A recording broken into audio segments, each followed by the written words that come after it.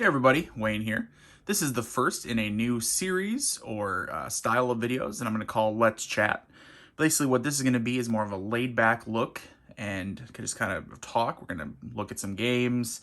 We'll talk about them a little bit. Anything else that pops into my mind, hopefully related to that game, so you guys can at least, we can kind of stay on topic. But my thought is, I'm still going to do obviously my usual overview review videos. Those are always a hit. People, you guys love those. I'll do my regular unboxings, my recons, my let's plays, playthroughs, all that good stuff, of course. But this would be just a chance for me to kind of show off a game a little bit, talk about it just a little bit, probably, generally before I end up maybe doing a review and such. So again, this will be the first video in that, and hopefully I'll do many more in the future. But I want something to be kind of a little, take the burden of the post-production, everything, the preparation for a normal video that it takes me. Usually takes quite a while to make a video, and just kind of take that away from me a little bit, but I can still show off some games to you guys and show some things off you guys can see and make decisions on whether you want games or they're going to suit you. And what I can do is I can cover more videos, more games more frequently. So, all right, enough about that. And today we're looking at Our God Was My Shield. This is Jackson's Valley Campaign, 1862. First in the American Civil War Operational Series, so Volume 1, designed by John Theissen, published by Hollandspiele. I do have a recon already, so you guys can take a look at that if you want. But otherwise, right now, let's see, I have a game set up. What I did was, so the game has a few different scenarios. It has, like scenario A, I think is like the full campaign. Scenario B, which is what I started with, starts off on May 16th. So May 8th, 1862 is the beginning. And you can kind of see over here, the turn track over here. So May 8th would be the start of scenario A. Like I said, again, it would be like the full campaign goes all the way to the end, or all the way to, what was it, mid-June? Yeah, mid-June, when kind of the Valley campaign kind of wrapped up. Scenario B is when I just started this one right here. So it begins with some of the Union forces down in the Valley. It begins on May 16th. So right now I'm at May 26th. What have I run through? 1, 2, 3, 4, 5, 6, 7, 8, 9, 10, 11 turns. 11 turns, I'm getting a good idea of how the game works. I mentioned this before in my recon, but I actually have, the system is similar to John Theissen's previous American Civil War games from Hollandspiele. More aggressive attitudes,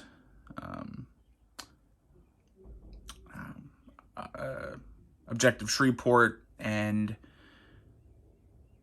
Hood Strikes Back or something. Is that a Star Wars movie? I can't remember the name of it. I'm sorry. That's actually the one I haven't really played, is the Hood one. The other two I played quite a bit.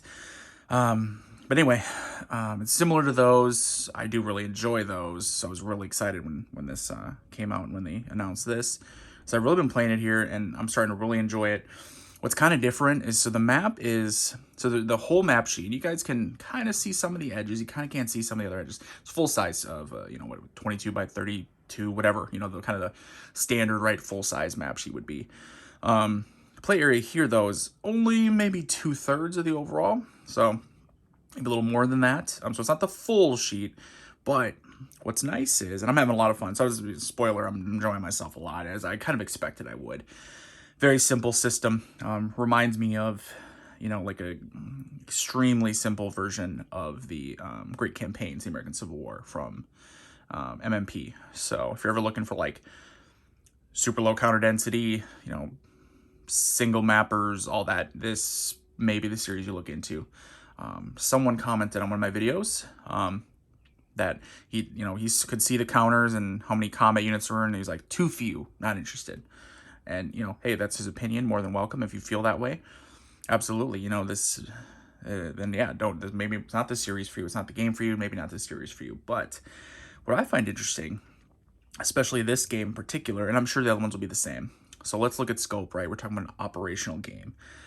So it's going to be more maneuver, right? Because in operational, you're maneuvering, and then you're going to have some fighting, you're going to have some combat, you're going to have some skirmishing, some full battles, etc.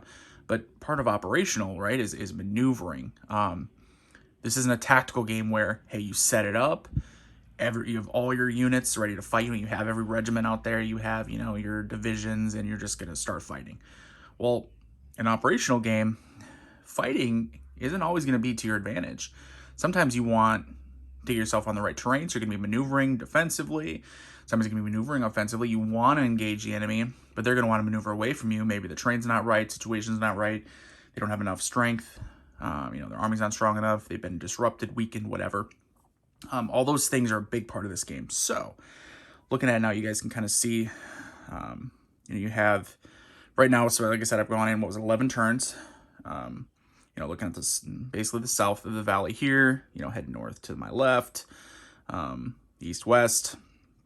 We have things like Port Republic down here right now, Banks Cavalry. He went down the flank here and was able to seize it. Ewell was coming with his cavalry, however, he wasn't able to make it in time. So Banks Cavalry was able to seize Port Republic, which does give them a victory point. You're going to see what I did. So starting here on May 16th, you have Jackson and his forces. And you can see this is his leader counter. And you can see he has a couple of his combat units. You can see Jackson counter. And if you guys saw my recon, the SPs, you don't see them on the map. They're actually represented on a SP. And by that, I mean strength points display, which is off map. So that's kind of cool. I like that. Keeps the clutter on the board. So right now, when you're looking at it, I mean, this is, there are a few more counters. You can see there's a couple more shields and ord for the Union ready to be, in a couple more turns, they're going to start appearing over here in the east, and showing up in the valley. But other than that, this is basically kind of it for the number of counters that are in the game.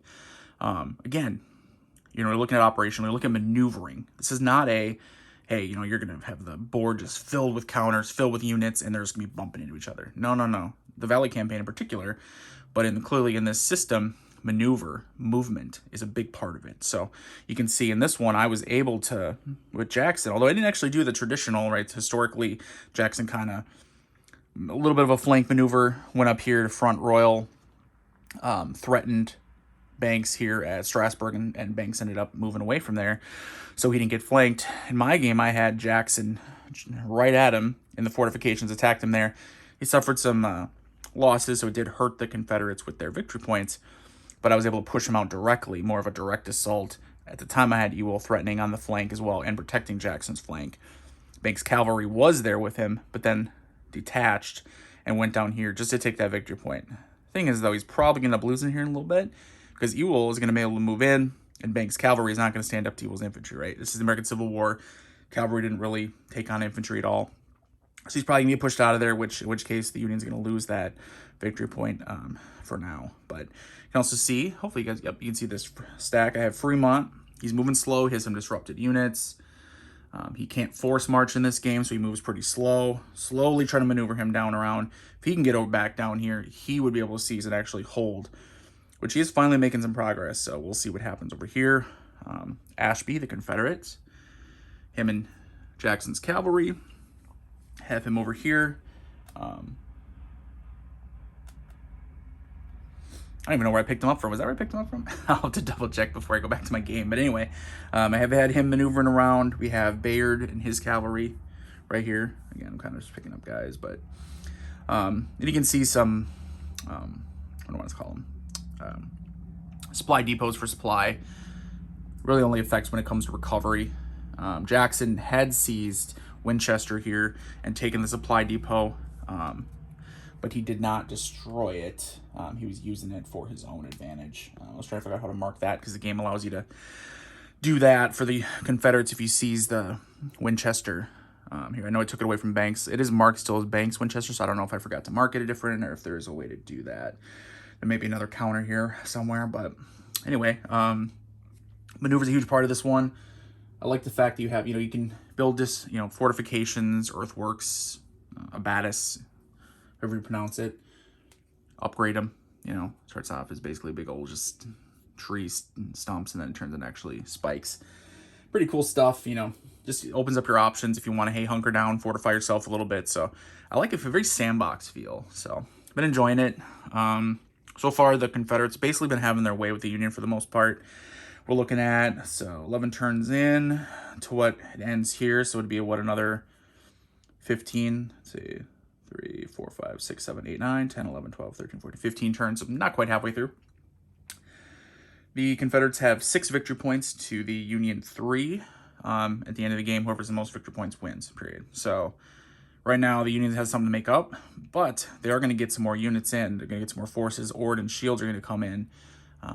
And so we'll see what happens there, if they're able to take advantage of, the increased manpower versus Jackson. Because right now, at this point in the campaign, he has more men than the Union. So it's not even just, and especially he has more men, I think, in a advantageous position, right? Coming up from Port Republic here, be able to come up the center of the valley, kind of choosing a Winchester, taking it and pushing Banks back, pushing Banks out of there, versus later on, once those more additional Union forces arrive, we'll see what happens. So it's a fun system, very easy to learn, very easy to play. It's got 2 rule books. It's got like a series rule book and then the game rule book itself. I haven't really had any trouble within the first couple turns. It has a pretty strict sequence of play. Combat has a lot of like phases to it, but they're all pretty simple and they don't always apply. Let's just take a quick look at them here. You guys can see if I can get one of these cards. Show you guys. So here you can see the combat procedure. So when you actually have units that are engaging in combat, and again, when you're moving around, you're not gonna have combat every turn. In fact, most of the time you won't even have combat, but there will be the battles that do happen, and sometimes they're pretty decisive, at least in regards to, capturing a town, capturing a depot, etc.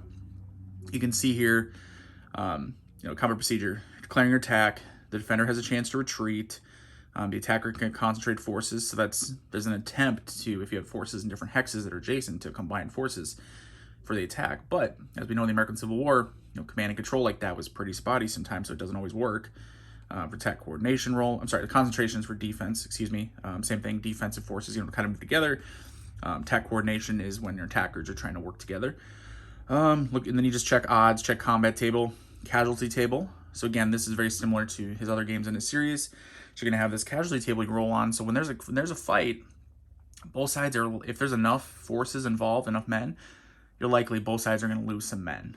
So whether you have actual disruption, elimination, etc., that's separate from the fact that there's gonna be casualties that happen to both sides.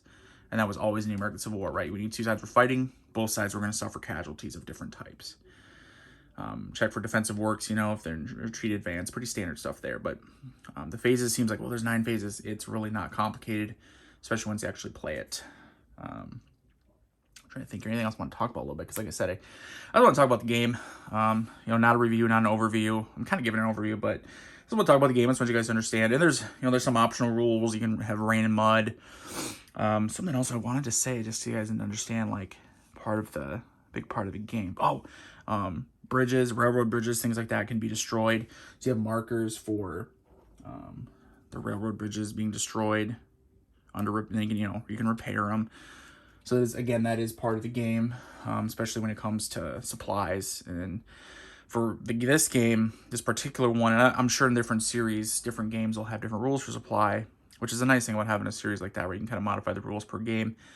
And this one, the supply really only matters for recovery. So when units get disrupted, hey, like when I was kicking Banks' butt out of there, out of Strasburg, and pushing him back through Winchester, he got disrupted twice. He got disrupted, he recovered, he got disrupted. Both times he was checking supply. Initially, he had his depot at Winchester. After that, he had to go up to Hagerstown, and thankfully for him, anyway, he was close enough to take that. But right now, looking at my game, Ashby's going to keep kind of pushing Bayard here, try to seize that depot over here. Ewell's going to try to push Banks' cavalry back out of Port Republic. And then I'm looking over here. Jackson's going to try to get Martinsburg up here. Yep, try to get Martinsburg up here. Capture that victory point. And what's interesting about this game is, so when the Confederates capture a victory point location like this one, they get to take the icon or the hex for it, like Winchester, and then keep it the rest of the game. So even if / when the Union takes Winchester back, the Confederates still get to count that victory point. Different though is the Union, they take a spot, which I'm doing is, what I have them is, it's like Port Republic, you can see I have here, you can have the the victory point side, and then I have just the side here, just to show that, hey, this is a spot they want to go. They have to be the unit in there or the last one there. So say, like I said before, if I kick Banks' cavalry out of here with Ewell, Banks' cavalry has to retreat or whatever. It's going to act, and Ewell goes into Port Republic. It's going to be flipped back over, and the Union no longer is counted. So interesting little facet of like, hey, the Union is trying to hold the territory versus the Confederates. You're maneuvering around, you kind of take it once and you get to kind of retreat out of there after that. So having a lot of fun with it so far. I think that's pretty clear. Enjoying the maneuver aspect, even just Solitaire. So I will say this for Solitaire, because I want to comment on this. So the game does come with a bunch of cards they can use. Again, this is standard to the system. With the chance of upsetting John Theissen and the folks at Hollandspiele, I'm not using the cards at all. I know, but when playing at Solitaire, you know, I feel like I don't need to. Like, I feel like it just maybe would make it a little more complicated for me, a little too complicated. And that's why I don't really play like card-driven games, solo, things like that. I like Solitaire design games. This one's not Solitaire designed. It is a 2-player game, but I find it very easy to play because of the maneuverability aspect of maneuvering forces, and also leave forces revealed. Obviously, you could turn them around to their blank backside. Strength points are kept off map on holding boxes. So if you were playing 2-player, I think it'd be a great game for that fog of war aspect. But for me, I'm fine with just, hey, I can see everything that's going on. Try to, you know, what would each side try to do? Just react to that appropriately. And the way it is, the way the rules work with the movement and the combat, a lot of the, you know, rolling, try to see how combat's going to go. I think that creates enough chaos and randomness that it's not like, oh, I bring enough forces to bear, I know I'm going to win. I may have a good chance to, but you never know for sure when you're rolling the dice, especially when you're doing like coordination rolls and things like that, defensive terrain, etc. So really enjoying this one so far. Is there anything else I want to cover? No, I think that's it. Kind of, you get to see a little bit of how the game works, where we're at right now, how I'm pushing. You know, like I said, I'm being pretty aggressive with Jackson. He's aggressive. You know, I went straight at him. Hurt me a little bit initially on the victory points because I got some disruption results, which grant victory points to the opponent if they don't suffer any. But I've been able to take enough VP locations and cause disruption to the banks because he wasn't able to get out of there in time. That so far things are looking good for the Confederates, but in the next couple days, as we get into May 28th, May 29th, and Shields and Ord, his forces show up, we'll see what happens. So hopefully you guys liked this first video of Let's Chat. Let me know, comment below if you enjoyed the video, if you enjoyed the commentary on this game. Makes you more likely, less likely to check it out. Hey, I just want to share my knowledge and share these games with you guys. You guys make the decisions if you're going to get them or not. I just like to talk about them, play them, and share with you guys. So hopefully you guys enjoyed it. If you made it this far, please, you know, hey, subscribe if you haven't subscribed. If you enjoy the content, you know, give this video a thumbs up. You know, give it a like and comment. Again, comment. Let me know what you're thinking. So, all right, until next time, guys. Later.